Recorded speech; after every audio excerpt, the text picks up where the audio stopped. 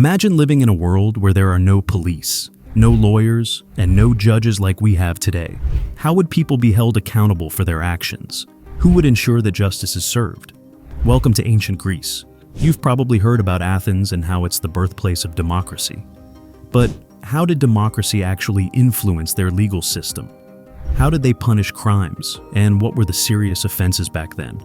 If you think it was anything like our legal systems today, well, you're in for a surprise. Let's start with Athens. In ancient Athens, democracy meant that ordinary citizens had a direct role in how the city was run, and that included law and order. These citizens participated in legal decisions. The Areopagus and magistrates played key roles in more serious cases, such as homicide. They had specialized powers in particular areas of the legal system. Instead, if you were a male citizen, you had a say. In fact, one of the key elements of their legal system was the concept of direct participation. So, how did it work? If someone committed a crime, there wasn't a police force to swoop in and investigate. Instead, it was up to you, the victim, to bring the case forward. If someone wronged you, you had to gather your own evidence, find witnesses, and present your case in front of a jury. Can you imagine doing that today?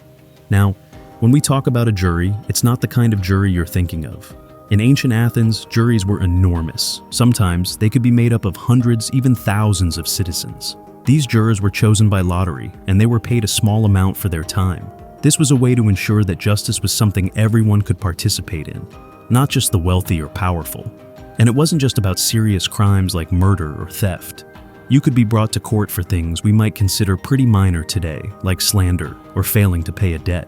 But in Athens, your reputation was everything, and being accused of wrongdoing could ruin you. What kind of crimes did they take seriously? Well, like today, murder was a big deal. If someone was accused of homicide, the case went to a special court.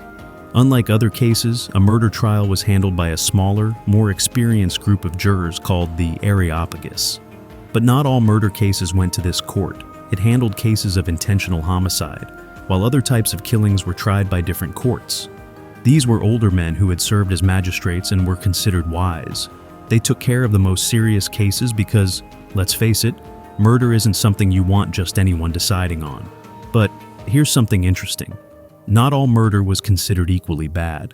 If someone killed another person in self-defense or in the heat of the moment, it was seen as a lesser crime than premeditated murder.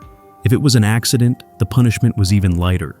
They had a sense of nuance when it came to taking another person's life, unlike the more black and white approach we often have today.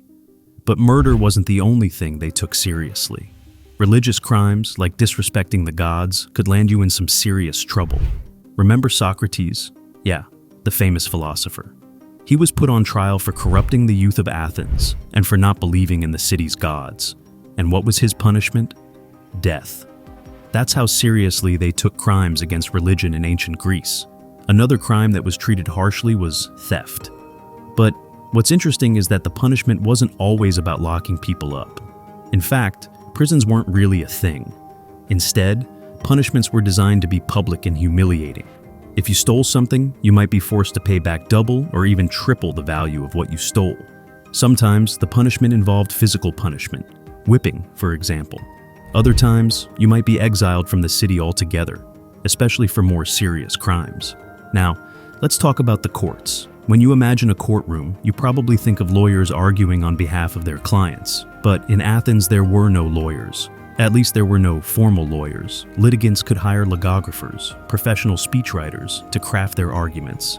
If you had a case to present, you had to do it yourself. You could get help from a logographer, someone who would write your speech for you. But when it came time to argue your case, you were on your own. The courts in Athens were huge. As mentioned before, juries could have hundreds or even thousands of people. Why so many? Well, the size of juries depended on the seriousness of the case. Smaller juries were used for less significant matters, while the large juries, sometimes reaching 500 or more, were used to ensure fairness in more important cases. The Athenians believed that having large juries would prevent corruption. If there were only a few people on the jury, it would be easy to bribe them. But if there were hundreds, the chances of corrupting the whole group were slim, and the decisions made by these juries, they were final. There was no appeals process. Once the jury made its choice, that was it. So, if you were on trial, you had to make your argument count. But what if you were found guilty? What kind of punishments were handed out? Well, that depended on the crime. For minor offenses like damaging someone's property or failing to pay a debt, you might just be fined. But for more serious crimes, the punishments could be severe. While many punishments were public, there was also a significant focus on financial compensation. In cases of theft, offenders were often required to repay the victim several times the value of what was stolen. As we've already seen, Socrates was sentenced to death, and he wasn't the only one. Executions in Athens were usually carried out by forcing the condemned to drink hemlock, a deadly poison. It was a relatively quick and painless death, but still, it was death. Exile was another common punishment, especially for crimes like treason or corruption. If you were exiled, you had to leave Athens and couldn't return for a set period of time, sometimes even for life. Being exiled wasn't just about losing your home, it was about losing your identity as an Athenian. You were cut off from everything you knew. But here's the thing. These punishments weren't set in stone. In Athens, there was a sense of flexibility in sentencing. After the jury decided someone was guilty, both the prosecution and the defense could suggest a punishment. Then the jury would vote on which punishment they thought was more appropriate. Imagine being able to suggest your own punishment today. So, what was it like to live under this system? Well, in a lot of ways, it was a system that put a lot of responsibility on individuals. There were no professional police or judges. If you were wronged, you had to take matters into your own hands, bring the case forward, and convince a jury of your fellow citizens that you were right. But at the same time, it was also a system that tried to involve everyone. If you were a male citizen, you were expected to participate in the courts, whether as a juror or a litigant. In that sense, it was democratic. Everyone had a voice, and everyone had a role to play in maintaining law and order. Of course, it wasn't perfect.